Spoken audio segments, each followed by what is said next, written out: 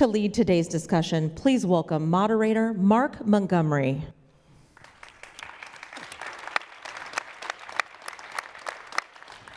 Thank you very much. I'm the Executive Director of the Cyberspace Solarium Commission. I'm fortunate to be joined by three of our august commissioners here today. Frank Salifo, the Director of the McCrary Institute for Critical Infrastructure and Cybersecurity. Suzanne Spalding, the Senior Advisor from the Center for Strategic and International Studies, and Chris Inglis, the Looker Chair for Cybersecurity Studies at the United States Naval Academy and the former Deputy Director of National Security Agency. So I thought I'd get us started with just one or two questions, and I know it'll go very iterative. I've been at 30 commission meetings, and silence is not one of the principles practiced. So maybe I'd start first with Suzanne and ask her, what's the basis, what's the word cyberspace solarium? Where does solarium come from, the historical context? Yeah, Mark, I get that question a lot. The solarium is a reference really to a room in the White House, on the top floor of the White House, that Eisenhower used to like to use, usually to meet with folks from outside the government. He would bring them into the solarium for conversations. But in this case, it was a meeting of his key national security advisors that took place in, I believe, the summer of 1953, not long after Stalin's death, and a discussion around what should the American strategy be going forward with respect to dealing with Russia.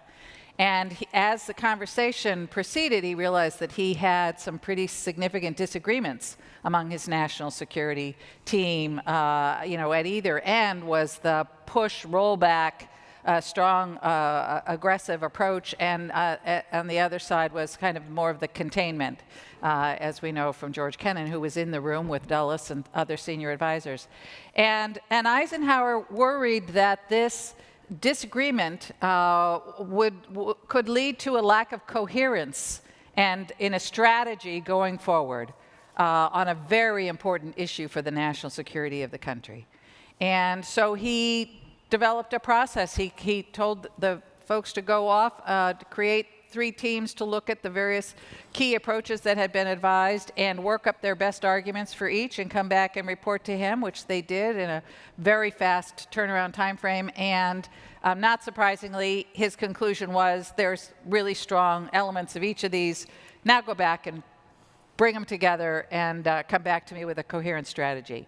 So that was the model that the members of Congress who created the Solarium Commission were looking to try to bring coherence to a strategic approach on this very vital issue of cybersecurity, and particularly around looking at how we could change bad actors' behaviors in cyberspace. We had the advantage right off the bat of knowing that we were not looking at 3 distinct approaches, but that we were going to be looking at a blended approach, and so that's what we started out with right off the bat.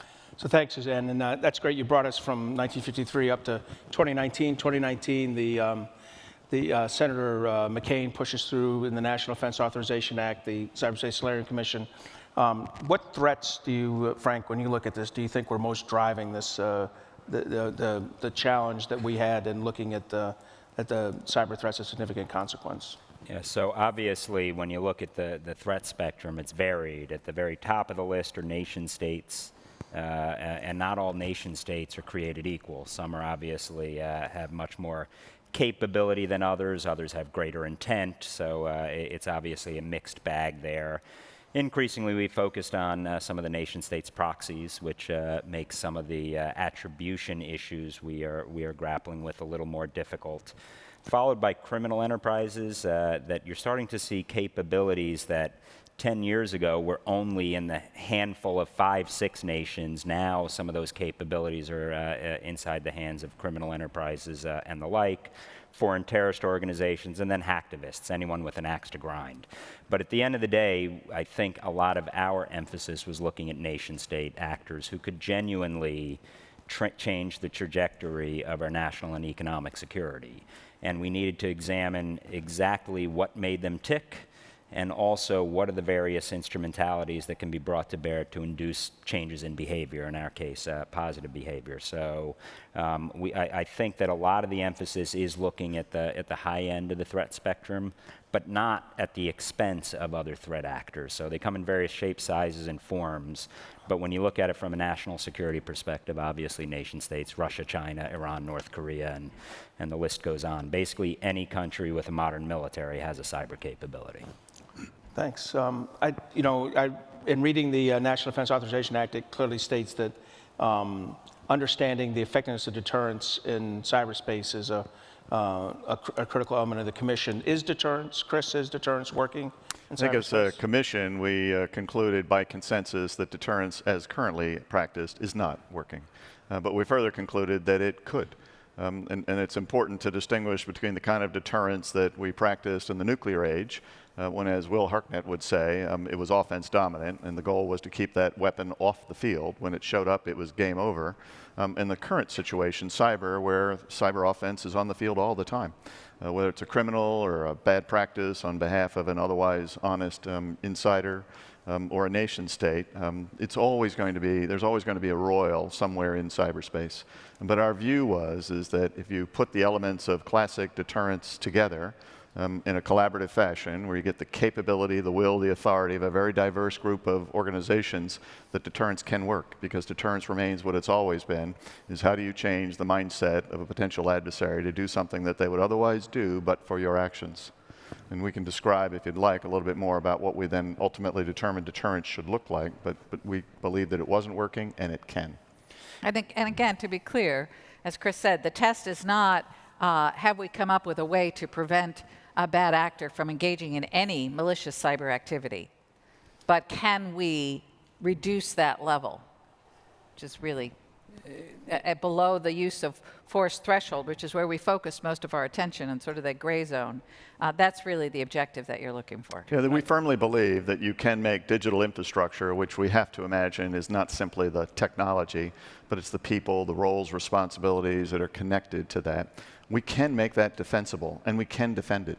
And we can achieve the agility and the maneuver and the audacity as the defenders that will crowdsource the attackers in the same way that they've been doing that to us. That's the fundamental premise of what the report is going to recommend. And to do that, we've actually taken the larger charge. It's not a cybersecurity commission, it's a cyber commission. We talk about all of those elements of power necessary to disrupt, to defend, to deter across the continuum of cyber activity. We don't mean to lead with disruption, but ultimately, if the defense fails, right, to make a sufficient impact either in the resilience or robustness or in the actual literal defense, it is important to impose consequences on adversaries, and so we cover all of those. Can I touch on one point, just because the deterrent question was central to our work. We must have discussed it in 30 meetings. That was always front and center. And just given the name of this year's RSA conference, the human element, the reality is when we start looking at cyber issues, technology changes. The tactics, techniques, procedures our adversaries use are going to continue to change, but human nature remains largely consistent.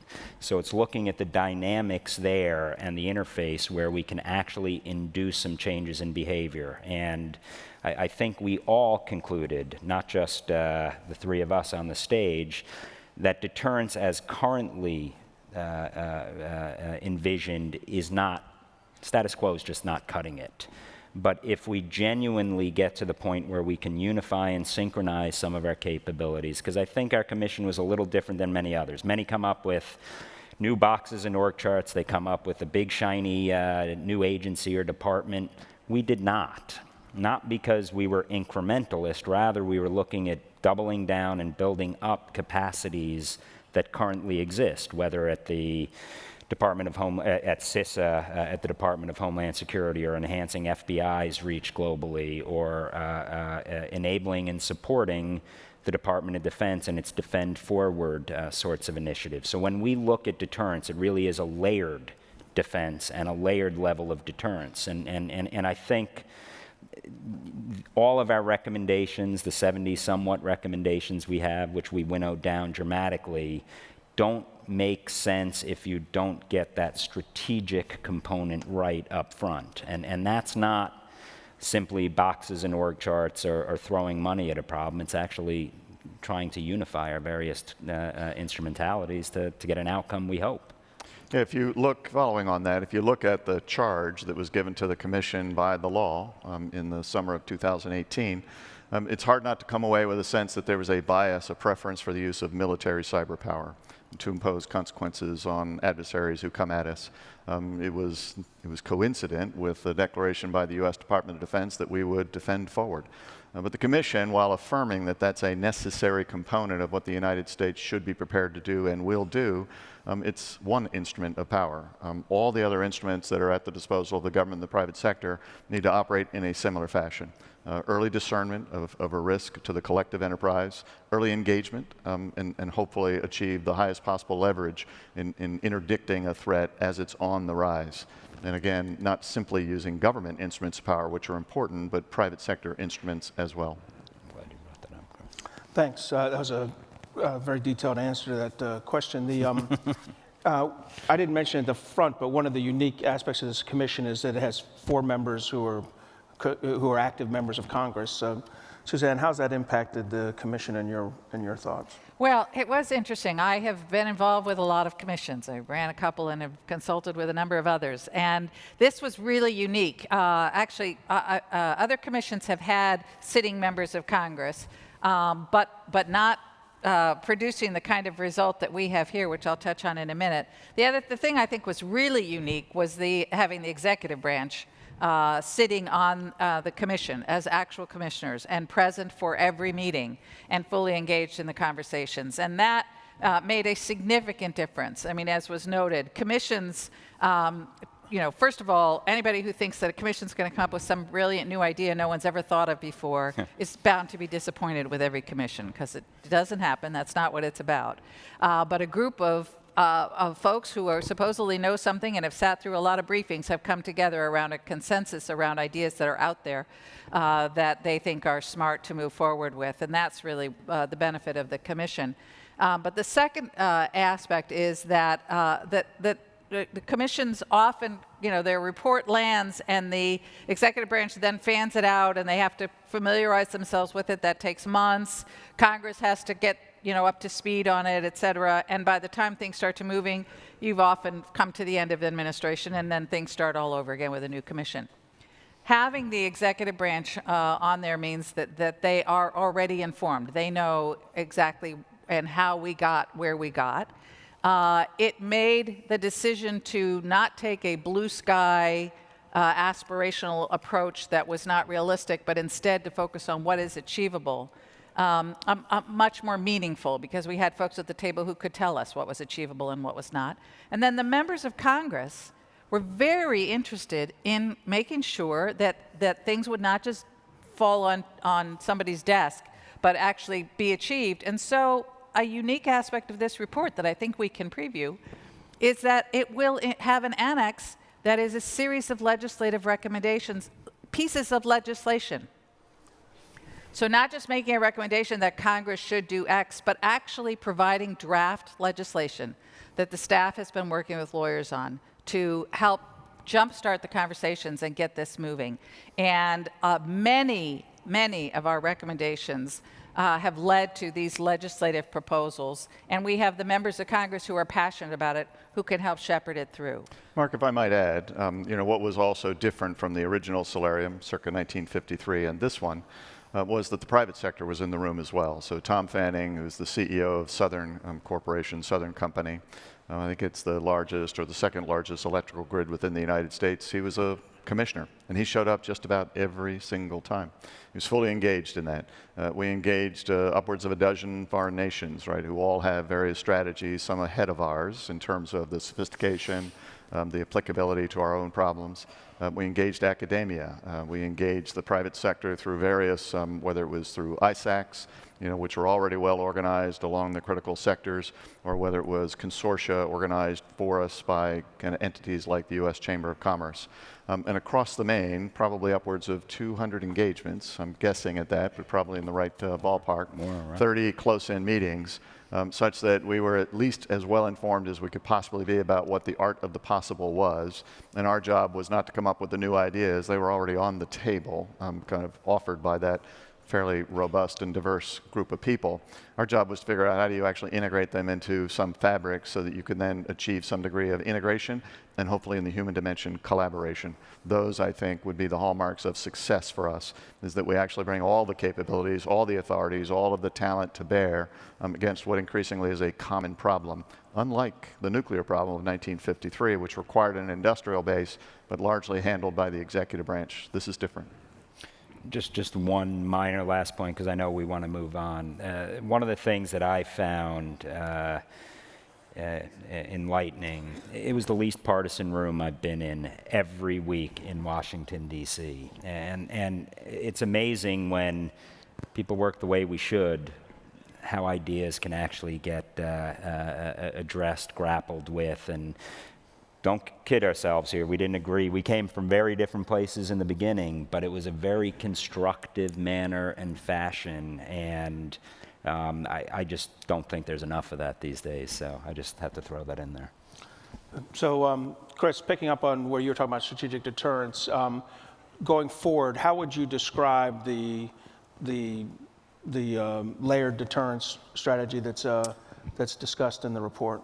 Yeah, so when you pick up the report and read it, 11 March, coming to a town near you, you'll see early on that there's a discussion of what we describe as layered deterrence. It's actually not a new idea. It borrows heavily from some fairly good work that's out there, both from the nuclear arena and increasingly in the cyber arena. But it basically describes 3 layers which are applied concurrently. They actually have some degree of dependence. It's our view that you need to do one of them before you do the others, but you need to do them all at the same time. The first is to essentially shape the environment, and you do that by essentially working holistically across the government and the private sector, and with allies or like-minded nations to create your expectation of what should be the appropriate standard of behavior in cyberspace, what perhaps are thresholds, maybe not red lines, but thresholds that describe what is permitted, what is not permitted. What are the right remedies for that? What are the right roles and responsibilities across that? But you need to first shape all of those expectations.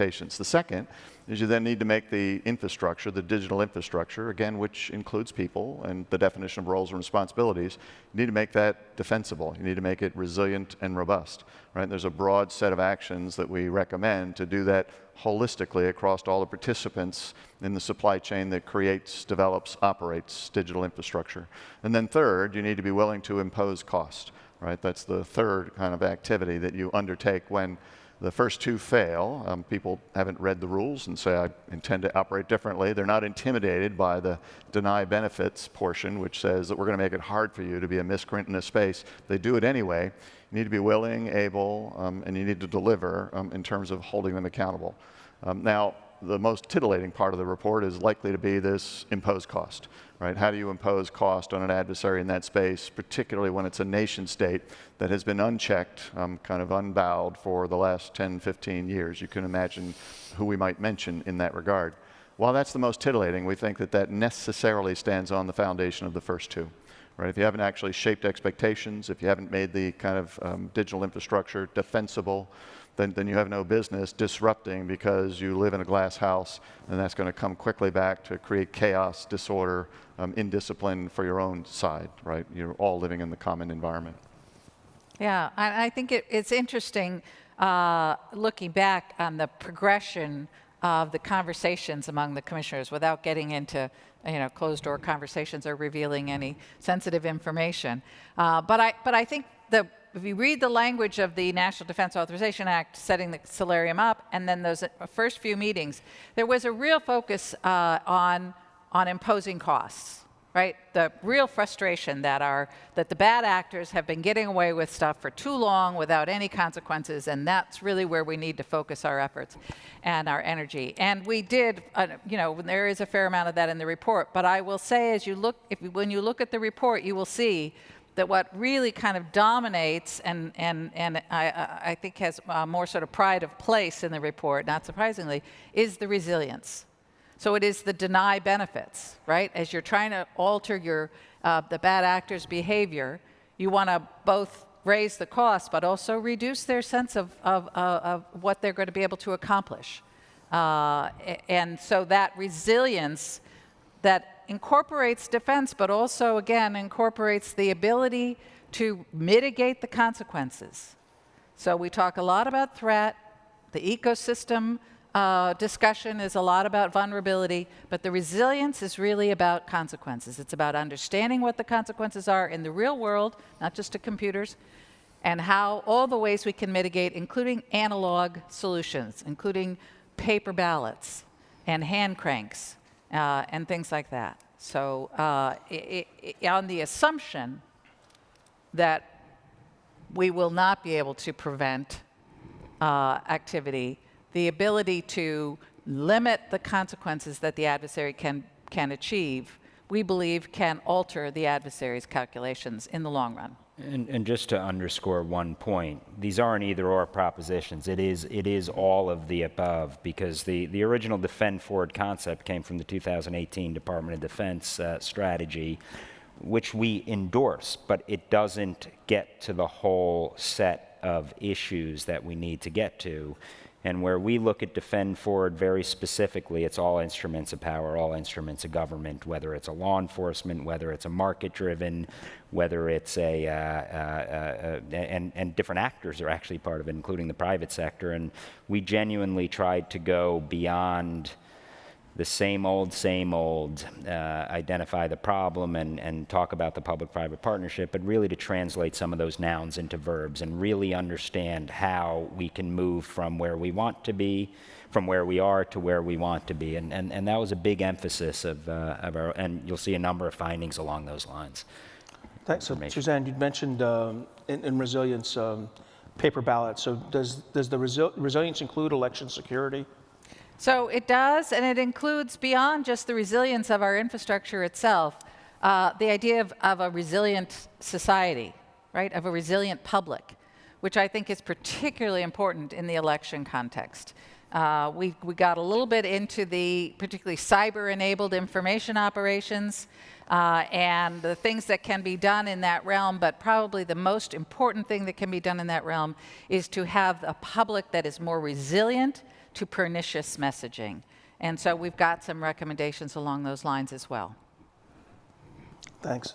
So, Frank, I haven't heard anything yet about the U.S. government itself. Was the commission or the report able to comment on or make recommendations on the organization of the U.S. government? We have dozens of recommendations, but we're not going to share them all right now. So yes, or any. The reality, we did look at a whole host of different, both ends of Pennsylvania Avenue. So both in terms of how the executive branch and executive agencies can better get their act together, how they can be better partners with the private sector, how they can work better with our allies overseas, as well as looking at how Congress and the various committees that have jurisdictional bits and pieces of cyber, how that can be enhanced. And therein lies the real issue, is it touches everything in one fashion or another. If you're thinking in a military sense, I don't think you will have any conflict going forward that doesn't have a cyber component or element to it, whether it's intelligence preparation of the battlefield or whether it's a computer network attack in combination with traditional or kinetic instrumentalities of warfare. So that's what makes this vexing. You will have a series of recommendations in terms of how the executive branch can better unify some of its capabilities. You're going to see some real emphasis on doubling down and enhancing certain agencies' capabilities right now. And sometimes I think we overcomplicate this. At the end of the day, it's really how do we get FBI, NSA, DOD, and DHS, how does that triad all come together? We spent a lot of time looking at ways to enhance that synchronization. And then on the legislative branch, the fact that you have members of Congress none of whom shared their first opinions, but will be coming down with some very strong recommendations along those lines. What I found interesting about all that is that most of those recommendations were shaped not so much by the views of the party to be changed, but rather the party that actually had a relationship with them. So, for example, we asked the private sector, so if we were to propose as a federal government that we would have a meaningful, real-time collaboration with you, how might that work? And so for starters, you're not joined up yourselves. You're not very coherent. The capability, will, authority doesn't show up in the private sector's view within the federal government in the same place. You need to fix that. You need to make it such that when we deal with the government, we don't have to run pillar to post to figure out which part of the government we're going to deal with or how the government actually commits and exercises its proactive defense of us in the private sector. Two, the private sector said to the federal government, need to be considerably more proactive. It's sometimes episodic, and perhaps it's a heavy bias towards those things that are perhaps the muscle well developed, less so the ones that aren't. You need to figure out how you bring all of your instruments up to the line and join us in this collaboration to co-discover and co-mitigate activities in this space that beleaguer all of us. And so when we walk through these recommendations, similarly for the congressional, for the kind of the legislative branch, it was largely the executive branch that essentially was able to inform, here's how you could provide better oversight on us. Here's how to make that more coherent, more effective, more focused, such that we then think that we've got something that's not simply acceptable, maybe yes or no, to the party to be changed, but useful to the parties that will then be engaged by, or to essentially engage, right, those parties that will change. Thanks. So, Frank, when one of the industries that you kind of hear being both simultaneously vilified and longed for is the cyber insurance industry. As you went through this, were there things the Commission learned about cyber insurance or thoughts they have about how to address that industry? Yeah, we did tackle the insurance question, and I think there are varied views on how effective it is now, and certainly a lot of perspectives on how we can recalibrate it to make it more effective going forward. And when you say insurance, it's not only because you want to induce change, if you can get to market-driven forces to help drive some of these solution sets, that should be the default point. That should be the starting point. But right now, I think there's more that needs to be done to enhance the existing coverage and capacity to get to the point where we all want to be. And insurance needs to be looked at in a more broad set of industry issues, and whether it's the continuity of the economy, these sorts of questions. But yeah, we're going to come up with a couple of findings very specifically on ways to enhance that capability.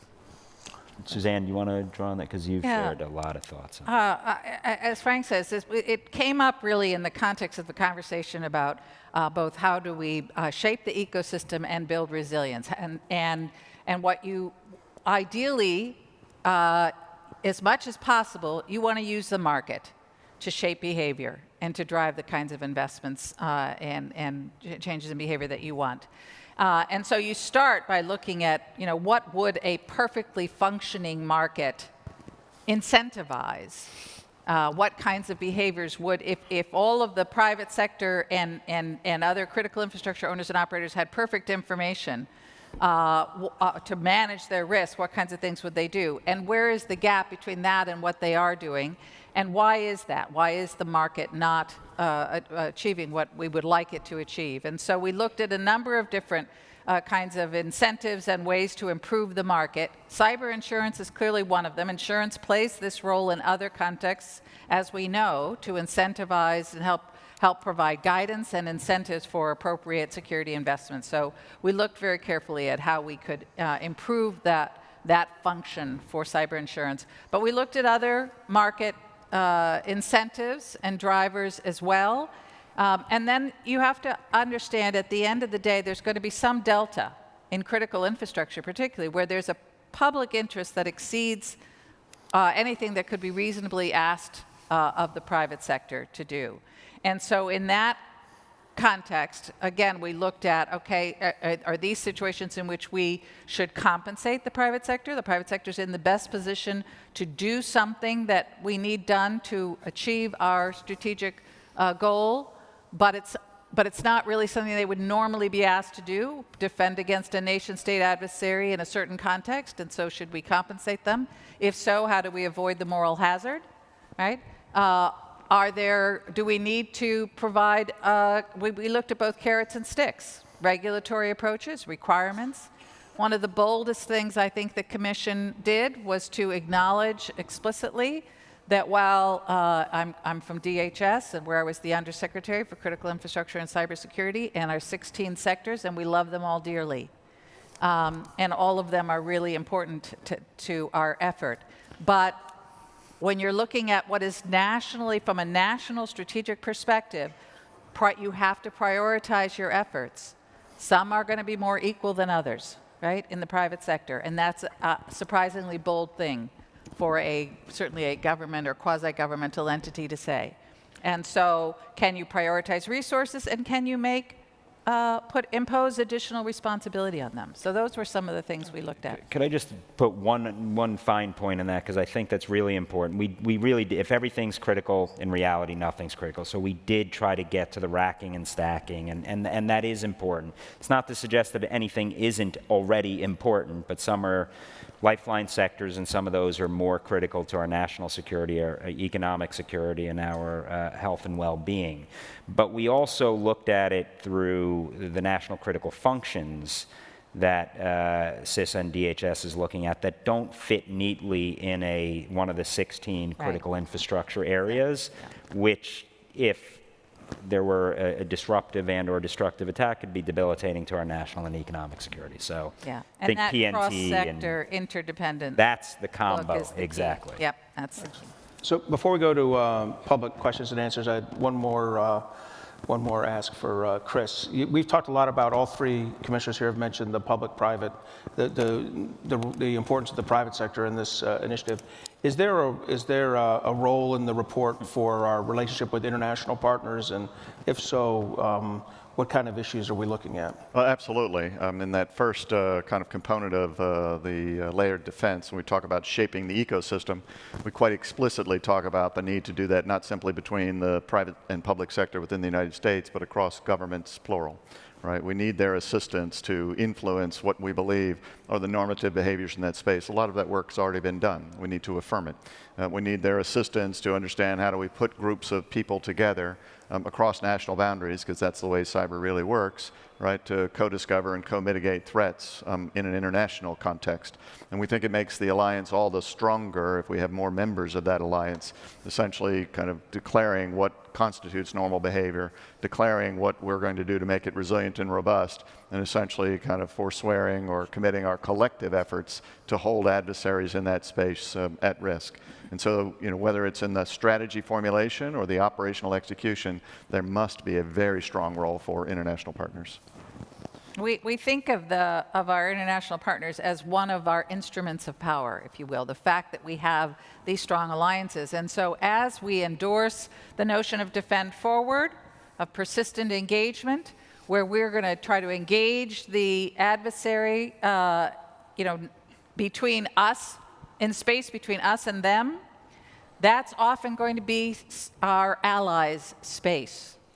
And so we are very clear in the report about the need to make sure that we are engaged in robust consultation and conversations with our allies, so that we aren't doing something that ultimately erodes that key instrument of national power, which is our strong alliances and our ability to operate together. And that becomes a norm of behavior. And Mark, I know we want to go to questions, but it might be useful. I know that we've been somewhat perhaps avoiding the question of what specifically is in the report.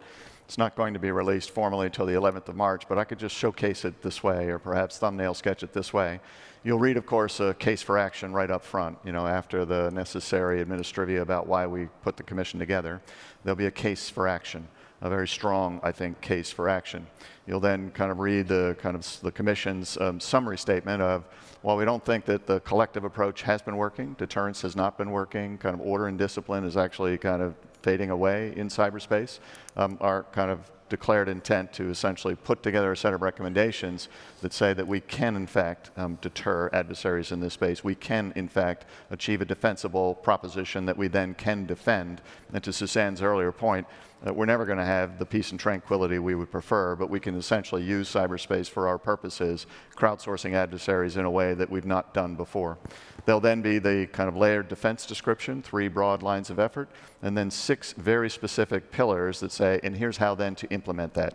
About 75 actions in all across those 6 pillars, which won't surprise you in terms of how we then decompose the kind of the layers. And then about 40 to 45 of those actions will have actually a legislative component, and there will then be legislative language and an appendix that says if you would want to legislatively either change the authorities or resource this or to kind of construct some additional permissions or kind of incentives or cost impositions, here's the legislative language that can do that. And we hope that that will be executed within short order, within the single legislative year that's ahead of us. Thanks. So we have 2 microphones right here if anyone wants to come up and ask questions. I do see midshipmen in the audience. If they want to take on a Naval Academy professor, feel free. But otherwise, we'll pass to the first question here. Hi, I actually have 2 questions. So the first one is just about, after the report is released on March 11th, what is the role of the Solarium post-report? And then the second one is, have you guys examined, I know you can't talk specifically about different elements of the report, but can you speak to whether or not you will provide any recommendations regarding funding for different cybersecurity efforts? Thanks. You want to start with Mark, maybe what happens next So I administratively? think, as the executive director, I'll say that what happens after a commission report's delivered is we'll have a set of hearings with House and Senate Armed Services and House and Senate Homeland Security, and then briefings with the intelligence committees. And then a lot of, there'll be about 8 think tank events similar to this one, with 2 to 3 commissioners talking about specific areas that are relevant to that think tank. And then a lot of outreach. Chris mentioned that we had about 300 meetings with the private sector and non-governmental organizations. We'll go back out to those 300 organizations and feed back what we'd heard from them and what we're giving back to the, what they said to us and how it reflected in the report. And Mark, there is some talk about reevaluating to make sure we're not a report card per se, but. So, and we'll probably take, I think eventually the Congress will take a look at how you assess implementation of things like this. We did that for the National Defense Strategy recently, and if you look at the Blair report on the Commission on Intellectual Property, it had several iterations as it studied the deeper and deeper effects of foreign nation intellectual property theft on the United States. And to the last question, we do have recommendations in there that account for resourcing. We tried not to, bankrupt the democracy, but at the same time, we think resources are important. We kind of looked at the actions to determine whether they were actionable, and classically, there are 3 reasons why they're not. One is upon receipt, somebody says it's a bad idea, I never heard of this before, not invented here. We worked very hard to actually sufficiently inform these recommendations that the party that was most likely to get the recommendation wouldn't say that's just the dumbest thing I've ever heard of. Right now, it might still happen, but we worked hard not to let that happen.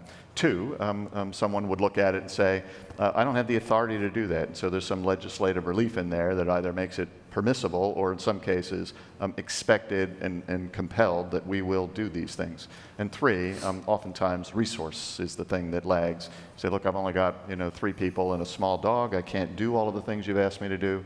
So you have to account for that so that you can get past this problem of, what are the reasons why we wouldn't action some of these kind of recommendations. Just to put a fine Yeah, go ahead. policy without resources is rhetoric. We recognize that, and we did identify some areas in terms of resources plus-ups that are needed. And I will say I rebelled initially at the recommendations that we had in there for increased funding. On earlier commissions that I've been involved with, there was sort of a general feeling that we're not going to make any recommendations for increased resources because that's such a cop-out. It's an easy thing to do, and it's not going to happen. And I got over it because in this area of countering malicious cyber activity, we are so dramatically under-resourced Yep. across the board. And so, yes, there are funding recommendations. Sir? Okay, I'll start by just thanking the commissioners for all their hard work, because I knew you guys busted your butts going out and talking to private sector and coming to talk to government and all that stuff. Mostly the staff, so. Well, thank you, staff. And the staff has been phenomenal, so Yeah. Mark and some of the team there, Indeed. so thank you. So I'd like to ask specifically about, to have an effective layered deterrence, your adversary needs to know that you're deterring them. Yep. Right? There's some degree of notion of awareness or visibility. And there's a lot of obstacles Yep. to that visibility today. I'm looking at it from the NSA side, and the private sector has their visibility, and we all have our own niches. Did you guys discuss that and how we can come to a more unified visibility of our cyberspace? Can I jump for, it's an excellent question, because quite honestly, firstly, you deter actors, not a thing anyway. So what works for Russia may not work for China, Iran, North Korea, and on the list goes. So well said. But yes, we are very forward-leaning in terms of the need to articulate publicly and transparently what our deterrent strategy would be, because sometimes we may think we're deterring and the signaling may not be clear. But what we don't want to do is unintentionally lead to escalation. The way to do that is to be more visible and not hide behind our capabilities, not flaunt our capabilities, but genuinely put them on the table, and this is the consequence. So I think you will find that is central to our layered deterrent strategy, because right now, it's not only how you respond to a particular incident, and we can't let episodes define our strategy, which has largely been where we are the past few years, past decades on some of these issues. So we do need to get to the point where we can be transparent, we can articulate it, and we can't hide behind our capability, which means we better have the wherewithal to act when something occurs. And I think that there's full agreement on the commission that that's where we need to go. And if I could add to transparency, timeliness, right? So an adversary needs to know that the consequence of the action that they took, right, in a timely way, right, is explicitly aimed at them. Yep. Right. So it's more important for us to sometimes be very timely about, like, you do A, you're going to smack your hand. If you do B, you're going to essentially encounter something immediately, so that there's no ambiguity about what that kind of action consequence might have been. Thanks. Ma'am? When you were looking at what foreign governments are doing to protect their private businesses, did you find that the European Union was providing money to private industry to bolster their cybersecurity? And did you find that GDPR was improving their cyber hygiene in those countries? Suzanne? I think we looked, I'll start. When we looked at the European Union, or Europe, right, turns out that there are a couple of ways to kind of skin the cat. European Union has a cybersecurity agency, and they've done some useful work to try to harmonize, that might not be exactly the right word, but to rationalize across the various nation states what their expectations are, how they collaborate across governments and between the government and the private sector. The nation states, of course, they all have differing views that perhaps might individually be embraced and used, and therefore they bring that to bear. And all of them have spoken, to my understanding, about privacy. The EU in particular has spoken through the lens of GDPR. The member nations essentially have then had to pick that up, but each of them has then kind of a particular implementation within their nation state that essentially accentuates or extends that. And we tried to understand all of that. We didn't perhaps rationalize or reconcile that entirely to the United States, because we've got 56 states and territories. We make that look simple by design, but we did think that it was important to harmonize, right, whether it's privacy or breach notification or expectations about what reasonable normal behavior is. It's important to rationalize that so that if you're a company or an individual that has to operate across those boundaries, right, you essentially know what the rule is, and hopefully it's one rule or one quota as opposed to any number of different jurisdictions that you have to respond to. Suzanne? Yeah, no, I think that's exactly right. GDPR has a number of sort of pros and cons to it, but certainly one of the things that it did was establish a common framework, and that is something we very much took to heart as we looked at, national policies inside the United States. And just we did reach out and heard from a number of the European countries and the leads for cyber, including today. So I think the jury's out, not wearing my commission hat, on the efficacy of GDPR at this point. But one of the things you will see overall is the difference between how democracies handle some of these issues and how authoritarian regimes do, with the support of state-owned enterprises to meet those objectives. So that's sort of if you step back, that's sort of one of the big icebergs that I think we touched on in various ways. So we have time for 2 more questions over here. So go ahead, ma'am, and then Ted. Karen Judd-Smith. I've worked largely with international NGOs, crime prevention and criminal justice in the United Nations. And part of my question connects with the previous 2, with transparency and communication of what you are doing. Is that going to be presented at the Crime Congress in April in Kyoto? And the other part of that would be do you hope that your findings are then more able to be adopted by other countries? Are you looking that far? Was that part of your consideration? Or were you purely looking at the USA and its status situation? Why don't I take the front part of that? We're at about 40 different conferences and such. Not Kyoto right now. Doesn't mean we won't necessarily be there. But I will say our remit was not to provide guidance to non-U.S. policymakers. It was to provide guidance. But part of that would be to provide guidance in a way that's inclusive with our international partners and allies. So I think some of our recommendations are easily adaptable by allies and partners, but our intent was not to provide a broad strategic approach that fixed everything. I would say that we recognize that we have to have a strategy that can not simply coexist, but to integrate and collaborate with the strategies of other nations, particularly like-minded nations. And so if it fails at the boundary, then it fails, absolutely. And there is some discussion about the organizations within our government that can be involved in capacity building around the world, including our CERTs and the FBI attachés overseas, et cetera. So final question for you, Ted. Frank, I don't want to read too much into something you said, but I would love more clarification, because you went out of your way to talk about, my words, the haves and the have-nots in the private sector that will be considered critical, somewhat critical, not critical at all. And I'm curious as to the debate that you all went through to try and figure out how do we explain to some subset of the U.S. economy and American people that, again, my words, they don't count. Like, we're not going to defend on their behalf. We're not going to take action on their behalf. And, what is ultimately the responsibility from a cyber resilience, a cyber defend forward strategy, if not for all the citizens of the United States and all the companies of the United States, but a subset. And I'm just kind of curious of that debate. And I too thank all of you for all the time and energy you put into it. You want to go first?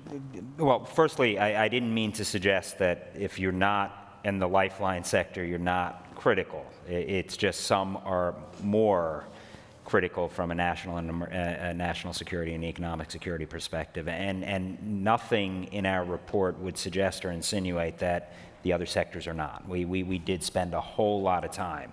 Here's the reality, though.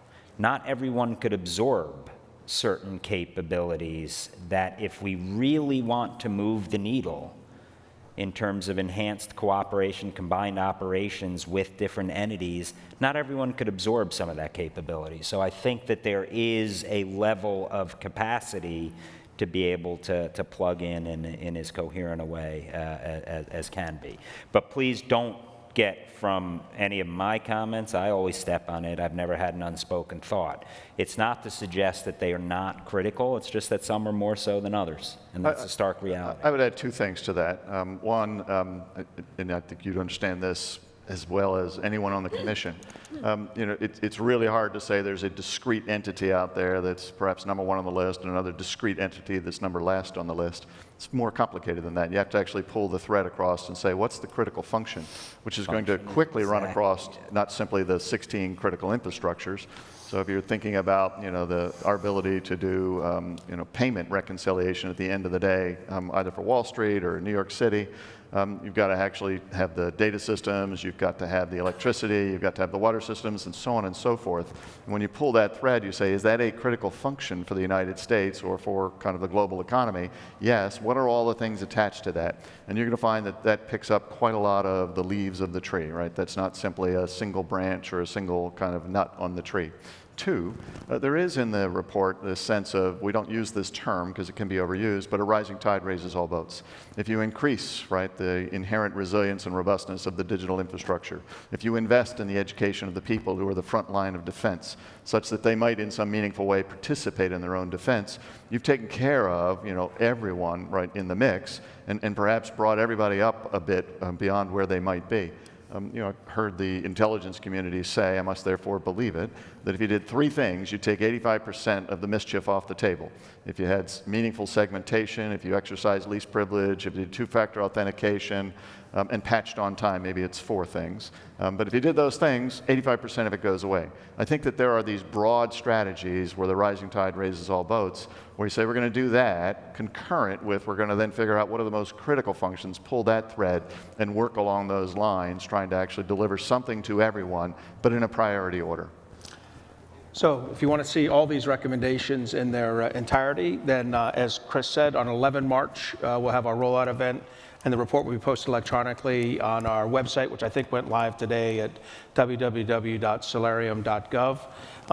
And there'll be a series of think tank events and hearings around that, but March 11th is a big day. It'll be on C-SPAN or C-SPAN Ocho, one of them, and you'll have a chance to see it. So I'd like to take the opportunity here to thank our three commissioners here for their comments. And thank you, Mark. Thank you, Mark.